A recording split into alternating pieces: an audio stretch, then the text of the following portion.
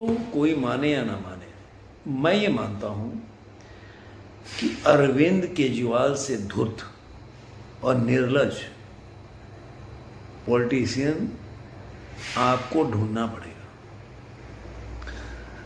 इसकी वजह यह है कि आप अरविंद केजरीवाल का हिस्ट्री देखेंगे, उनके बैकग्राउंड में जाएंगे, जब से वो इंडिया अगेंस्ट करप्शन के झंडे तले सबको भ्रष्ट साबित कर रहे थे। उन्होंने ऐसा कोई भी पॉलिटिशियन नहीं होगा इंडिया में जिसको उन्होंने भ्रष्ट और चोर नहीं बोला।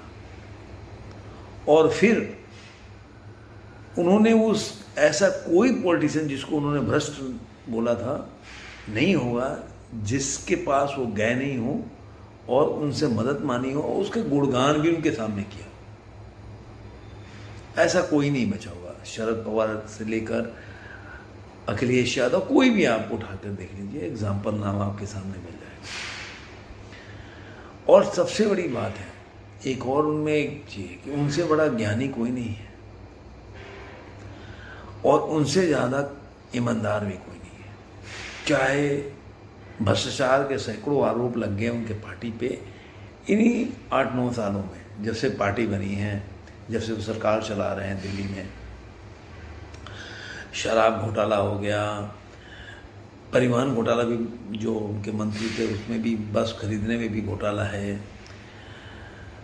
जो उन्होंने शीश महल बनाया वो तो आप देख ही रहे हैं। मतलब आप जाएंगे तो आपको पता नहीं चलेगा कि हर साल उनको एक घोटाला किए हैं।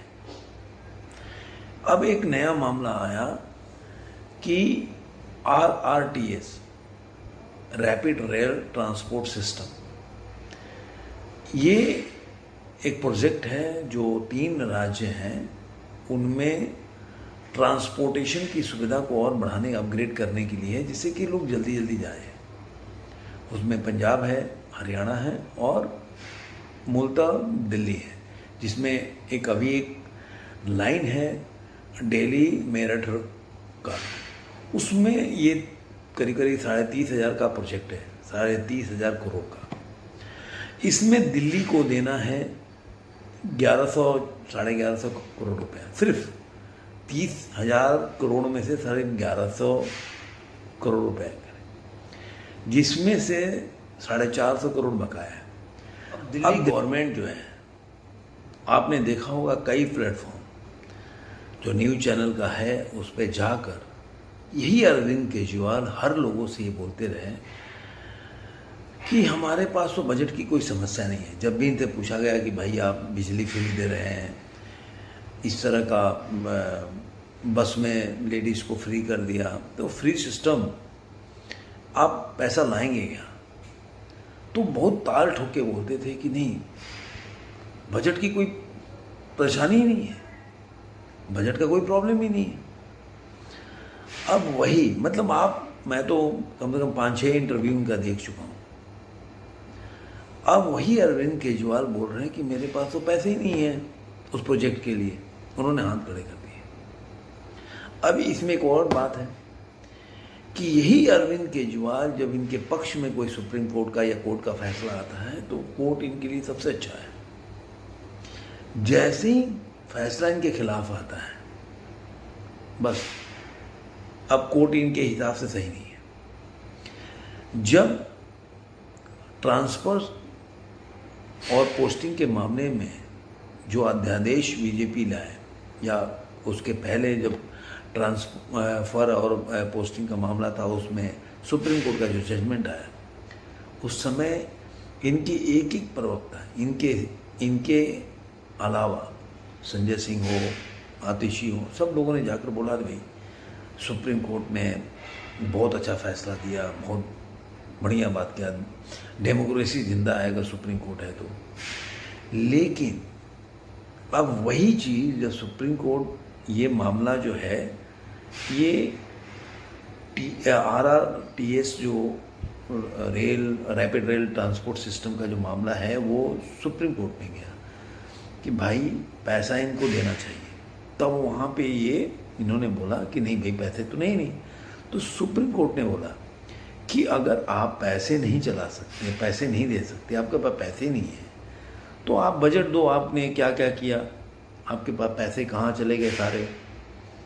और आप वो भी मेरे को पूरा रिपोर्ट चाहिए कि कितने आपने ऐड में खर्चे किए पैसे। अब ये बोल रहे हैं कि नहीं भाई सुप्रीम कोर्ट के मैं फैसले से सहमत नहीं हूँ। अब इनके हिसाब से सुप्रीम कोर्ट अच्छा नहीं है।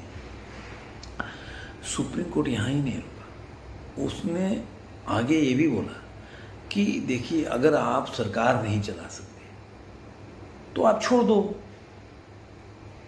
और वैसे भी दिल्ली एक ऐसी जगह है जहाँ पे ऐसे चीफ मिनिस्टर की कोई ज़रूरत भी नहीं है, सेंट्रल गवर्नमेंट के अंदर आता है। इस तरह की टिप्पणी सुप्रीम कोर्ट ने किया। अब मैं दोस्तों ये बता रहा हूँ कि जो अरविंद केजरीवाल है वो पैसे नहीं हैं उनके पास, उसको एक्सपोज करूँगा। आप जाइए, आप आरटीआई कीजिए कि उन्होंने अपने जो पिछले 5 साल का जो बजट एलोकेशन हुआ था खर्चे के लिए, उसमें हर साल बढ़ोतरी होता रहा है। 6,000 होते खर्च नहीं कर पाए, अभी है कि 14,500 करोड़ रुपया वो बजट में जो एलोकेशन उसमें खर्च नहीं कर पाए। ये हुआ। दूसरा, उसमें एक ये भी बात आया कि इन्होंने केवल ऐड पे 1150 करोड़ रुपया केवल ऐड पे इन्होंने खर्चा किया। अभी इसमें एक और ट्विस्ट है कि एक बंदे ने आरटीआई किया, कोई गुजरात का बंदा है, उसने आरटीआई किया कि भाई शिक्षक दिवस जो 25,000 रुपया हर शिक्षक को देने के लिए इन्होंने किया था, उसमें 117 लोगों को उन्होंने 25,000 रुपये दिया। लेकिन कितना खर्च हुआ उस पर? 1.5 करोड़ रुपया उसके एडवर्टीजमेंट पे। विद्यार्थियों को जो पढ़ाने के लिए लोन के लिए उन्होंने देने के लिए जो एडवर्टीजमेंट किया, उस लोन पे 23 करोड़ रुपया का एडवर्टीजमेंट पे खर्च हुआ और सिर्फ 2 विद्यार्थियों को लोन दिया गया। तो इस तरह की अरविंद केजरीवाल की व्यवस्था है।